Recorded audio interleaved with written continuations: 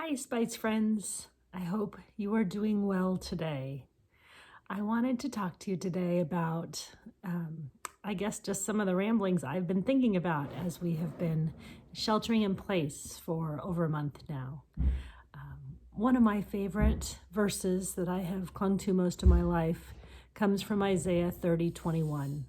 And it says, "Whether you turn to the right or to the left, you will hear a voice saying, 'This is the way, walk in it.'" I have always found comfort in this verse because it has been something that has reminded me to lean on God and to listen for His direction and guiding when I have been trying to figure out my way. It's interesting because the verse comes from Isaiah at a time when the nation of Israel was going against God and being rebuked by the prophet Isaiah for being rebellious and defiant and just not listening. And yet, in the middle of their rebellion, God pours out His mercy and grace and shows them that He wants to provide the way forward. And so I always remind myself of this verse as a way to turn back even when I have lost my way.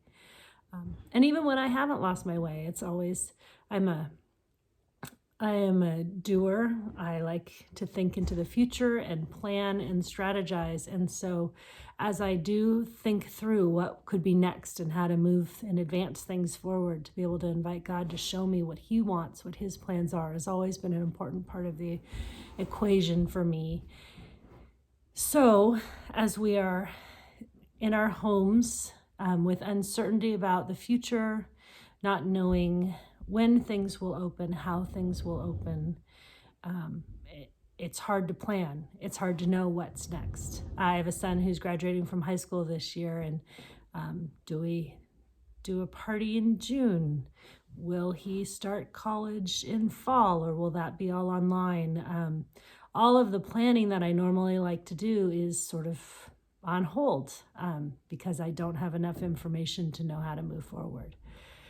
And so, as much as I would love for God to show me where I need to turn to the right or to the left, right now, that the verse is not bringing me as much comfort because I know it's a question that is not time to ask. And so when I was pondering this and thinking about what that means for me, God brought the Psalms to mind, particularly Psalm 27, 13, and 14. It says, "I believe that I shall look upon the goodness of the Lord in the land of the living. Wait for the Lord, be strong, and let your heart take courage. Wait for the Lord." So I'm supposed to wait right now. Maybe it's not about doing, and maybe it's about waiting. Isaiah 40:31 says, "But though they who wait for the Lord shall renew their strength. They shall mount up with wings like eagles. They shall run and not be weary, and they shall walk and not be faint." So I hear those verses and they bring me comfort. In a time where it's really not as much about doing, I can wait for the Lord. But then, of course, I ask the question, well, what does waiting for the Lord look like? And my instinct there is to wait for Him to do the things that I want done.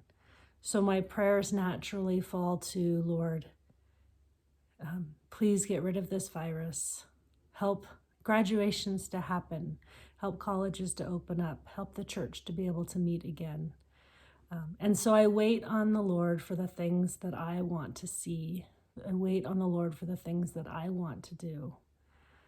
And I don't think it's bad to ask these questions, but as I ask these questions, I start to realize that maybe that's not what it means necessarily to wait on the Lord. Maybe by waiting on the Lord, I'm waiting for Him to show me what is next. Something that I haven't dreamed of, something that I don't even know is possible.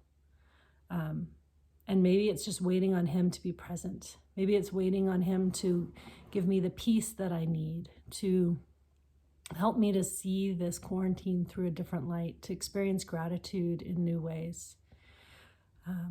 I think that For me, the idea of waiting on the Lord has shifted from doing to waiting on the Lord to show me what He has for me. Even in this time, even without having plans that I can make into the future. And maybe it's just a new way. Waiting on the Lord to give me peace and patience so that I can enjoy this precious time with my boys who usually are away at school. Maybe it's waiting on the Lord to let me experience just a new rhythms of cooking dinner with my mom every night versus once or twice a month. But even then, I'm still trying to put in the fill in the blank of what I'm waiting on the Lord for. And so I keep trying to release that and just wait on the Lord to be my strength, wait on the Lord to be my sustenance, and wait on the Lord to be my gift in this time where we really are less about doing and more about being. So my prayer for you today and through these coming weeks is that you will experience God in a new way. That we can let go of our hold on what we are anticipating or worried about or hoping for, and to be able to just find ourselves sinking more deeply into God and who He is and how much He loves us. Thank you for listening to my ramblings today. My prayers are with you. I miss you, my friends, and I look forward to seeing you. God bless you.